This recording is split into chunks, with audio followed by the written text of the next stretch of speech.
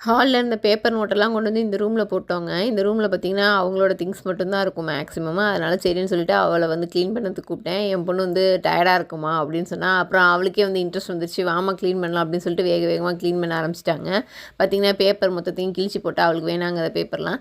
நோட்டெல்லாம் ஒரு பக்கமா அடுக்கணும். இது பார்த்தீங்கன்னா, எங்களுக்கு அடுக்கி நோட்டெல்லாம் கீழயே தான் வைக்கணும். ஏன்னா, மேலே ஆல்ரெடியே வந்து பார்த்தீங்கன்னா, ஃபுல்லா ஆயிருச்சு லாஃப்ட்டு.